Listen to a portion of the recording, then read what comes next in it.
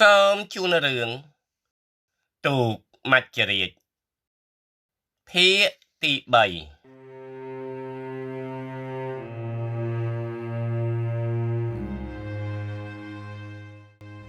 តើត្រូវទៅទីណាទៅបើយើងគ្មានសុខនឹងគេផងនោះគឺទាំងនេះហើយដែលក្រុមគ្រួសារខ្ញុំត្រូវគិតបែងចែកបន្តិចថាត្រូវធ្វើដំណើរទៅតាមផ្លូវណាព្រោះប្រហែលជាព្រឹកស្អែកនេះនឹងត្រូវបន្តដំណើរទៅមុខទៀតហើយតាមទិសដៅបញ្ជារបស់អង្គការសំឡេងមន់រងាវនៅផ្ទះអ្នកស្រុកក្បែរនេះធ្វើឲ្យយើងគ្រប់គ្នានឹងត្រៀលក់បានមួយស្របក់ដែរតែខ្ញុំគេងមិនលក់សោះបានមកអង្គុយក្រោមដើមចំបៃមួយដើមទាំងដកដង្ហើមធំសម្លឹងមើលទៅលើមេឃឃើញតែដួងតារាព្រិចព្រិចរះគ្មានពន្លឺច័ន្ទសោះពិតជារាត្រីរនោចមែនគឺរនោចទាំងដួងចិត្តដែលត្រូវឃ្លាតឆ្ងាយពីឋានដែលធ្លាប់ផ្ដល់សេចក្តីសុខតាំងពីកំណើតមកខ្ញុំគឺជាមនុស្សម្នាក់ដែលចង់ដឹងចង់យល់ហើយស្វែងរកការពិតថាតើទាំងនេះគឺជាអ្វីអង្គុយបានមួយសន្ទុះខ្ញុំដូចជាឈឺបាត់ជើងតូចក៏ងើបដើរទៅរកបង្គន់នៃវិឡាននេះដែលមនុស្សទាំងអស់សម្ងំគេងយ៉ាងស្ងាត់ឈឹងអស់ទៅហើយរីឯអ្នកធ្វើដំណើរតាមដងផ្លូវនៅតែណែនណាំតាន់តាប់ដដែលព្រោះពួកគេមិនដឹងថាត្រូវទៅទីណាទេតាមតែពាក្យបញ្ជារបស់អង្គការតែមួយគត់គឺថាទៅមុខរហូតខ្ញុំដើរទៅបង្គន់ខាងក្រោយផ្ទះស្រាប់តែព្រះអើយសុទ្ធតែសាកសពនៅមានឈាមថ្មីកជើងលើគ្នាដោយត្រូវនឹងគ្រាប់កំភ្លើងបាញ់ប្រហារចំដើមទ្រូងគ្រប់គ្នាទាំងអស់តាមស្មានមើលទៅមិនក្រោមពី10នាក់នោះទេគឺប្រហែលជាគ្រួសារតែមួយនៅជុំគ្នាក្នុងផ្ទះនេះមិនព្រមចេញតាមបញ្ជារបស់អង្គការនោះហើយមើលទៅខ្ញុំមានទឹកមុខឡើងស្លេកអស់ទៅហើយព្រោះមិនដែលឃើញទស្សនភាពទាំងនេះម្ដងណានោះទេជាមួយនឹងខោរបស់ខ្ញុំទៅទឹកជោកអស់ទៅហើយ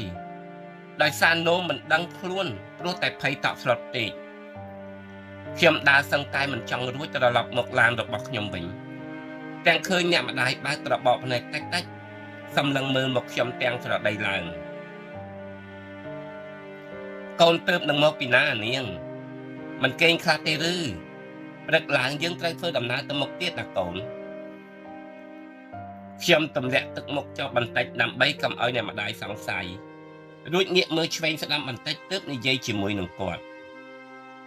ម៉ាក់កូនឃើញឃើញកូនឯងឃើញអីអានាងម៉ាក់សួរមកខ្ញុំទាំងផ្អើលបាទម៉ាក់គឺខ្មោចស្លាប់ចិត្ត10នាក់ឯណោះនៅចិត្តបង្គន់ខាងក្រោយឯណោះម៉ាក់ខ្ញុំឈឺនោមពេកដើរទៅនោមស្ដាប់តែឃើញសត្វតែត្រូវនឹងគ្រាប់កំភ្លើងចំកណ្ដាលទ្រូងដូចគ្នាទាំងអស់ណាម៉ាក់នេះមិនខុសពីពូអីដែលនៅចិត្តផ្ទះម៉ាក់មីងនោះទេនេះប្រហែលជាពួកអង្គការដេញមិនព្រមចេញពីផ្ទះហើយមើលទៅម៉ាក់អើយគួរឲ្យអាណិតណាស់ស្រុកខ្មែរមិនគួរណាបែបនេះសោះតែមួយថ្ងៃមានអ្នកស្លាប់មិនចេះតិចទៅហើយតើទៅមុខទៀតវាមានរឿងអីកើតឡើងទៀតទៅកំមត់ឬពេកកូនម៉ាក់គិតថាកូនរៀនបានជ្រៅជ្រះជាងប្អូនជាពិសេសកូនធ្លាប់បានមើលសភៅច្រើនណាស់មកហើយប្រហែលជាវាមិនខុសពីរបបកុម្មុយនីសម៉ៅសេងតុងដែលសម្លាប់ប្រជាជនឯងនោះទេកូនខ្ញុំលេបទឹកមាត់បន្តិចមើលទៅជើងមេឃដែលមានពណ៌ក្រមៅដូចជាមិនចង់មានពន្លឺសោះតើទាំងនេះជារនោចពិតមែនឬបើតែបែបនេះតើឯណាសន្តិភាពនោះខ្ញុំរអ៊ូនៅក្នុងចិត្តតែម្នាក់ឯងដែលមិនដឹងថាត្រូវរកវិធីណាដោះស្រាយចំពោះរឿងទាំងនេះដែរម៉ោងជិត4ទៅហើយកាយភ្នែករបស់ខ្ញុំនៅតែមិនព្រមបិទទៀតសភាពអ៊ូអរបស់ជនជំនះនៅតែមានជាហោហែតាមដងផ្លូវរហូតដោយពួកគេមិនដឹងថាត្រូវទៅទីណានោះទេគឺដឹងតែចេញឲ្យផុតពីក្រុងភ្នំពេញតែប៉ុណ្ណោះ ដួងព្រះទិនករះបប្រាស់ចង់ប្រឹក្សាទៅហើយឡានរបស់ខ្ញុំនិងឡានរបស់ម៉ាក់មីងវ៉ានីបើយឺតទៅមុខសឹងតែមិនរួចដោយសារតែមានមនុស្សធ្វើដំណើរពីពេញផ្លូវអស់ទៅហើយដោយសារតែខ្ញុំនៅមាននាឡិកាពាក់ទើបដឹងថាថ្ងៃនេះជាថ្ងៃ18មេសាហើយយើងបានចាក់ចេញពីផ្ទះអស់មួយថ្ងៃដែរតើនៅពេលទៅដល់មុខទៀត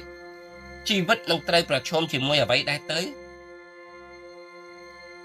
ប្អូនប្រុសនិងប្អូនស្រីខ្ញុំដែលមានអាយុស្របាលគ្នាដែរ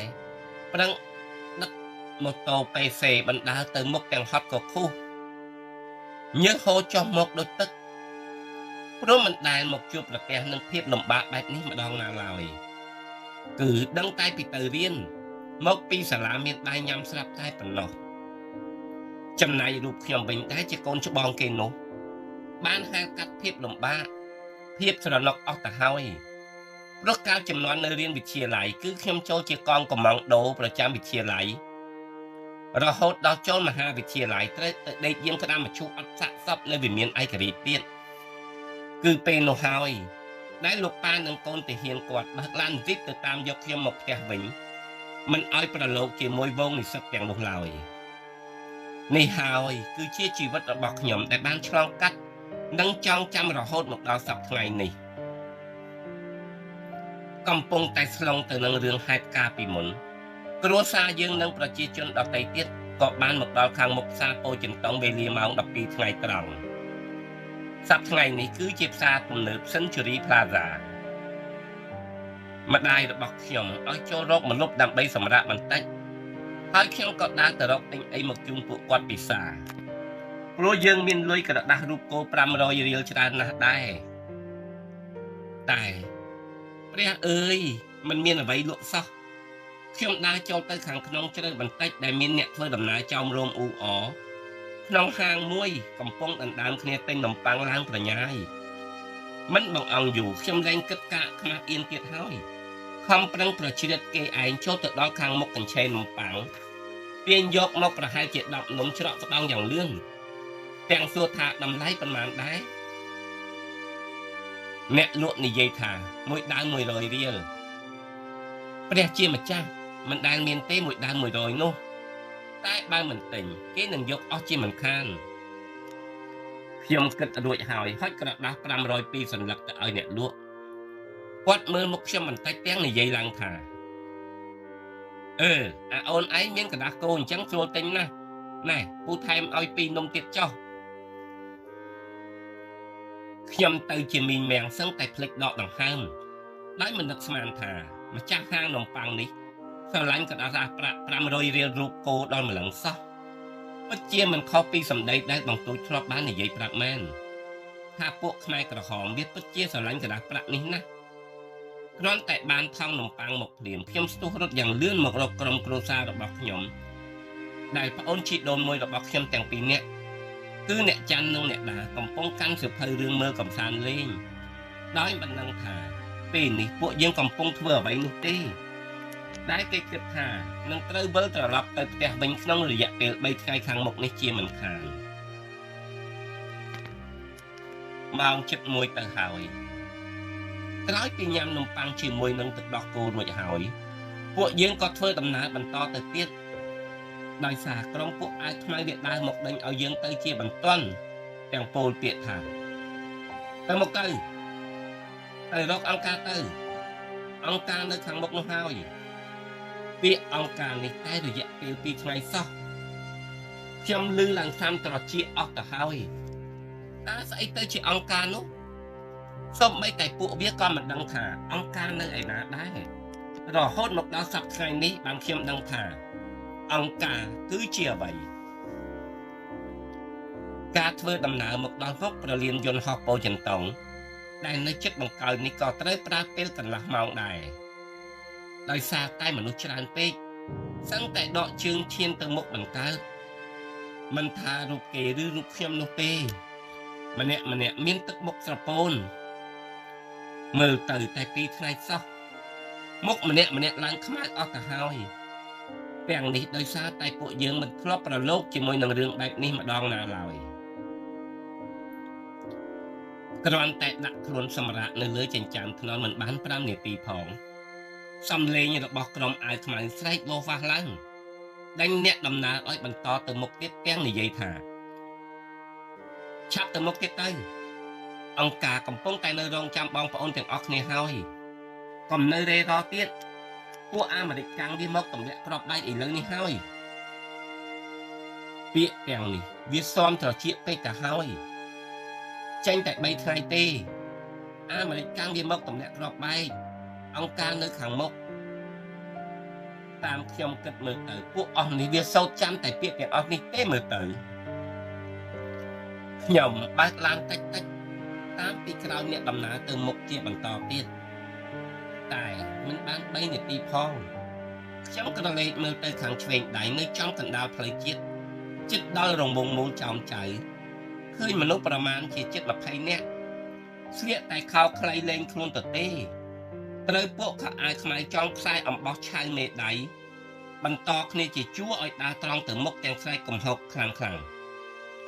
ពួកអាទាហានក្បត់ជាតិACER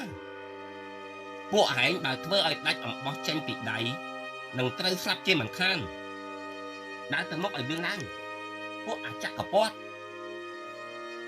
ព្រះអើយប្រហែលជាពួកគាត់ទាំងអស់នេះជានាយទាហានឬជាទ័ពអាកាសនៅពោធិ៍ចិនតុងនេះហើយមើលទៅបានជាត្រូវគេចងបណ្ដាលបែបនេះ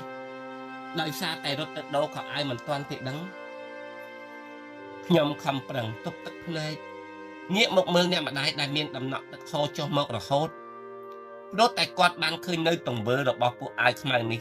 ធ្វើមកលើកងទ័ពដូចជាប៉ារបស់ខ្ញុំដែរស្រាប់តែផាំងចំនួន3គ្រាប់សឹងតែអ្នកធ្វើដំណើរឲ្យរត់ជាន់គ្នាព្រោះពូ3នាក់ដែលដើរមិនទាន់គេធ្វើឲ្យដាច់ខ្សែអំបោះឆៅចេញពីដៃក៏ត្រូវពួកវាបាញ់សម្លាប់ចោលនៅនឹងថ្នល់តែម្ដងម៉ាក់មិនហ៊ានមើលទៅមុខទៀតទេគាត់ដកដង្ហើមធំទាំងប្តីខ្លួនទៅលើកៅអីត្រហោយំកគ្រូបខ្ញុំក្រវីក្បាលតិចឈប់ឡានងក់ងាកសម្លឹងមើលទៅជនរងគ្រោះទាំង3នាក់នោះគឺពិតជានាយទាហានច្បាស់ណាស់ដោយសារតែនៅនឹងខ្លួនពួកគាត់មានសាក់យ័ន្តនៅលើខ្នងសម្រាប់បញ្ជាក្របផងខ្ញុំរត់តែរន្ធត់ណាស់គិតក្នុងចិត្តថាហេតុអ្វីបានជាគេសម្លាប់មនុស្សជាង20សត្វមាន់បែបនេះទៅវិញនេះឬជារបបថ្មីដែលរំដោះប្រជាពលរដ្ឋនោះសំណួរនៅពេលនោះចាក់ដោតក្នុងខួរក្បាលខ្ញុំ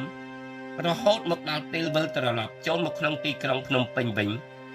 ទើបខ្ញុំដឹងថាទាំងនេះជាស្នាដៃរបស់អ្នកណាពេលនេះយើងមកដល់វត្តស្លែងហើយដែលភូមិនៅខាងឆ្វេងដៃនេះគេហៅថាព្រៃវែងពងទឹកដោយសារតែអង្គការបញ្ជាឲ្យសម្រាកនៅទីនេះមួយយប់សិន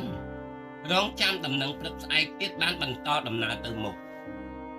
ខ្ញុំនិងក្រុមគ្រួសារបើកឡានចូលទៅក្នុងវត្តរកកន្លែងសម្រាកព្រោះអ្នកជំនះទាំងអស់គេដើរចូលទៅខាងក្នុងវត្តព្រមគ្នាដូចជាគ្រួសារយើងដែរក្រោយពីរៀបចំឲ្យម៉ាក់និងប្អូនក្រាលកន្ទេលសម្រាករួចហើយខ្ញុំក៏និយាយជាមួយនឹងម៉ាក់តែពីរអ្នកស្រាត់នៅក្បែរឡានម៉ាក់កុំឲ្យគេដឹងថាយើងធ្វើការអីណាម៉ាក់ព្រោះតាំងពីយើងចេញដំណើរមកមើលទៅដូចជាមិនស្រួលសោះនេះជាបុណ្យរបស់យើងហើយម៉ាក់ដែលមិនបាននៅផ្ទះយើងដែលនៅក្នុងផ្ទះសិតតែរូបថតលោកប៉ាស្លៀកពាក់ឯកសណ្ឋានជានាយទាហានថតជាមួយនឹងសម្ដេចឪជាមួយលោកលន់ណុលបើគេដឹងថាគ្រួសារយើងជានាយទាហានច្បាស់ជាមិនរស់ទេម៉ាក់អើយអ្នកម្ដាយដកដង្ហើមធំទឹកភ្នែកគាត់ហូរចុះមកទៀតហើយព្រោះតែនឹកទៅដល់លោកប៉ាមិនដឹងថានៅទីណាម៉ាក់និយាយមួយមកកាន់ខ្ញុំអានាងកូននិយាយត្រូវណាស់កូនមិនឃើញទេអ្នកដែលត្រូវគេចងខ្សែបណ្ដាលនោះម៉ាក់ធ្លាប់ស្គាល់ពី3នាក់ដែរសិតតែលោកសាក់3ខាងពីឡុតធ្លាប់ទៅបាយទឹកជាមួយប៉ាកូនដែរទេតើនេះបើគេដឹងថាម៉ាក់នៅក្នុងឡាននោះច្បាស់ជាដូចពួកគេមិនខានទេសំណាងយើងហើយកូនតែចេះរត់មកជ្រកនៅអូរឫស្សីតាន់ កុំអីយើងទាំងអស់គ្នាប្រកាសជាស្លាប់នៅក្នុងផ្ទះជាមិនខានព្រោះពួកខ្មែរក្រហមនេះវារកតែមុខតែហ៊ានទេកូនបាទម៉ាក់នេះជាកុសលផលបុណ្យរបស់យើងទេទើបរួចខ្លួនបានមកដល់ពេលនេះកូនក៏មានគំនិតដូចជាម៉ាក់គិតដែរម៉ាក់កុំគិតច្រើនពេកកូនជឿថាលោកប៉ាពិតជាមិនអីនោះទេនិយាយអញ្ចឹងម៉ាក់នៅទីនេះហើយកុំឲ្យពួកប្អូនទៅណាឲ្យសោះប្រយ័ត្នដៃគ្នាម៉ាក់មានឃើញទេអ្នកខ្លះមកតាមផ្លូវបែកកូនបែកប្តីទៅរៀងខ្លួនព្រះអើយពិតជាវេទនាណាស់ចំណែកកូនធ្លាប់ហែកាត់ហើយកូនដឹងថាត្រូវធ្វើអ្វីហើយម៉ាក់ហាមពួកវាកុំឲ្យទៅណាឲ្យសោះសម្ងំនៅជុំគ្នានេះហើយកូនទៅដើររកមើលទិញអីបើមានលក់យកទុកធ្វើដំណើរទៅមុខទៀតព្រោះអ្នកស្រុកម្ដុំនេះប្រហែលជាមិនទាន់ដឹងថាបែកភ្នំពេញនោះទេម៉ាក់ខ្លួនឯងទៅរកទិញអីអានាងបាទមានអីទិញហ្នឹងព្រោះកូនជឿថាបន្តិចទៀតលុយគេលែងឲ្យចាយហើយម៉ាក់ហាមិនមែនឬបាទម៉ាក់កុំបាត់លឺពេកកូនលួចស្ដាប់ពួកអាយខ្មៅវានិយាយគ្នាទេកូនទៅហើយទៅតែមិនផ្លែទេម៉ាក់ខ្ញុំបើកគូតឡានទាញយកក្រដាស់500រូបគោមួយស្បោងធំដើរទៅកាន់ភូមិខាងក្រោយវត្តដែលមានមនុស្សអ៊ូអស្រែកឡើងត្រហឹងប្រហែលជាមានស្អីលក់ទេដឹងខ្ញុំដើរយ៉ាងលឿនទៅម្ដុំនោះពុទ្ធោអើយគេកំពុងតែប្រលះសាច់គោលក់ទេតើខាងនោះវិញកាប់ជ្រូកលក់ទាំងផ្លូវដែលមានអ្នកទិញកំពុងដណ្ដើមគ្នាយ៉ាងប្រញាយមិនបងអង្គយូរខ្ញុំស្ទុះទៅចិត្តមីងម្នាក់ដែលទើបនឹងប្រលះសាច់ជ្រូកហើយទាញយកមកកាន់ហើយសួរគាត់ថាមីងលក់យ៉ាងម៉េចដែរនឹងមួយផ្លូវហ្នឹងគាត់មើលមុខខ្ញុំបន្តិចទើបឆ្លើយ10000រៀលយកក្រដាស់រូបគោបើមានមីងលក់ឲ្យភ្លាមពូម្នាក់មើលមុខគាត់ហើយសួរទៅវិញខ្ញុំយកដែរតែមានក្រដាស់1000រៀលយកដែរទេមិនលក់ទេបើមានក្រដាស់រូបគោខ្ញុំលក់ឲ្យ10000រៀលខ្ញុំយកមីងនេះលុយខ្ញុំហុចលុយរូបគោក្រដាស់500ទៅឲ្យគាត់ចំនួន20សន្លឹកមីងនោះញញឹមបិទមាត់មិនចិត្តទាំងនិយាយឡើងបើមានលុយដូចអានាងឯងទិញអីក៏បានដែរណ៎នៅខាងនោះមានសាច់គោគេយកក្រដាស់រូបគោនឹងដែរនេះណែមីងថែមសាច់មួយដុំទៀតឲ្យឯងអរគុណហើយដែលមានក្រដាស់រូបគោបែបនេះខ្ញុំទទួលយកសាច់ជ្រូកមកកាន់យួរដើរទៅរកសាច់គោទៀតព្រោះគ្មានថង់ច្រកនោះទេដើរទៅមុខបន្តិចឃើញបាយក្រចៅមួយដាច់មាត់អស់ទៅហើយខ្ញុំរើសយកមកច្រកសាច់ជ្រូកភ្លាមបាយនេះប្រហែលជានរណាទើបនឹងបោះចោលហើយមើលទៅព្រោះវាដូចជារាងធំក្លិនទឹកនោមគោបន្តិចខ្ញុំមិនបានគិតច្រើនទេបើវាប្រឡាក់ទៅដោយយើងយកទៅលាងទៅវាជ្រះអស់ទៅហើយសំខាន់មានរបស់ដាក់បែបនេះវាស្រួលខ្ញុំទិញសាច់គោបានមួយផ្លូវទៀតហើយទិញអំបិលអ្នកស្រុកដែលមាននៅសេសសល់បានមួយថង់ដែរអស់5000រៀលគិតទៅតម្លៃពិតជាមិនធម្មតាមែនបើជាទូទៅអំបិលប៉ុណ្ណេះតែ100រៀលថ្លៃណាស់ទៅហើយខ្ញុំយួរឡើងធ្ងន់មកដល់កន្លែងគេងវិញឃើញគ្រួសារខ្ញុំកំពុងតែទិញស្អីដែរទេនាំគ្នារោមអ៊ូជាមួយនឹងអ្នកនៅជិតនោះដែរគឺជាស្បែកជើងរូបក្តាន់មានតែសម្បកនិងខ្សែផ្សេងតែយកទៅពាក់យ៉ាងម៉េចទៅមានប្រហែលមួយបាវនោះយ៉ាងច្រើនណាស់50គូតែប៉ុណ្ណោះមិនមានអ្នកណាទិញទេព្រោះមិនដឹងយកទៅពាក់បែបណាខ្ញុំដើរមកសួរពូអ្នកលក់ភ្លាមពូស្បែកជើងនេះពាក់យ៉ាងម៉េចទៅបែបខ្សែផ្សេងបែបវាផ្សេងបែបនេះពូបានមកពីណាហ្នឹងពូនោះមើលមុខខ្ញុំបន្តិចដូចជាអង្វរចង់ឲ្យខ្ញុំទិញគាត់ពូទៅបានពីមុខរោងចក្រនៅទួលកកម្ដុំរោងចក្រជីបកង់នោះអីហើយនាំគ្នាលើកដាក់រទេះមកតែឃើញគេលក់សាច់ជ្រូកចង់ទិញដែរវាគ្មានក្រដាស់រូបគោនឹងណាក្មួយ បើមានអ្នកណាយកមួយបាវនេះពូលក់តែ3000រៀលក្រដាស់រូបគោទេតែគ្មានអ្នកណាមានសោះមានតែក្រដាស់1000រៀលទាំងអស់លក់វាទៅក៏ទិញអីមិនបានដដែលហ្នឹងខ្ញុំនៅត្រឹងបន្តិចហុចបាយសាច់ជ្រូកនិងសាច់គោឲ្យទៅអាអិតនិងអាស្រីយកទៅទុកហើយងាកមកនិយាយជាមួយនឹងពូលក់ស្បែកជើងអត់ខ្សែនេះទាំងទាញបាយស្បែកជើងហុចទៅឲ្យអ្នកចាន់ជាប្អូនជាដូនមួយយកទៅទុកតែប្អូនជាដូនមួយខ្ញុំនេះរឹកធំណាស់គេឃើញបាយកញ្ចាស់ក៏ក្រិចទៀតក៏ដើរទៅមុខឡានទាំងនិយាយថា